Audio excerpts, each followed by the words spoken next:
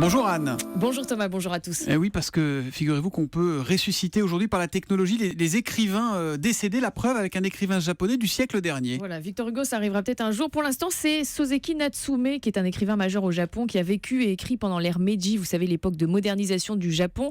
Donc cet écrivain est mort en 1916 et pourtant, à partir de décembre prochain, il va revenir donner des cours de littérature dans une université de Tokyo, l'université dans laquelle il a lui-même étudié. Attendez, c'est comme avec Mike Brandt, non? C'est son hologramme qui va donner des cours, c'est le principe? Alors les hologrammes, c'est vrai, c'est très à la mode pour les concerts. On a revu Michael Jackson, on a revu Elvis Presley, on attend Dalida et Claude François. Mais là, non, c'est pas une question d'hologramme.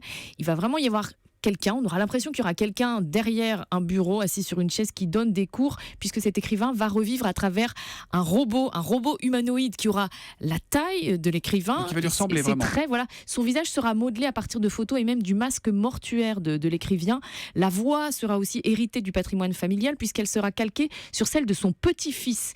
Et toutes les données connues sur la vie de Soseki Natsume seront traitées par de l'intelligence artificielle pour que le robot ait une personnalité la plus proche possible de celle de l'écrivain. On a le droit de trouver ça un peu effrayant. Ça sert à quoi tout ça? Oui, on peut. Alors, ça sert déjà à célébrer les 100 ans de la mort de l'écrivain, qui fait vraiment partie du patrimoine au Japon. Il y a son effigie sur les billets de banque, par exemple. Ça va servir aussi à faire progresser la robotique et l'intelligence artificielle, puisqu'il sera vraiment programmé pour enseigner et faire des lectures publiques.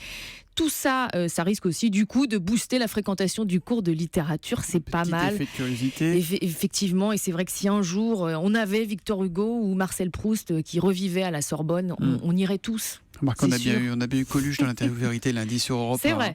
Merci beaucoup Anne Le Gall. À demain.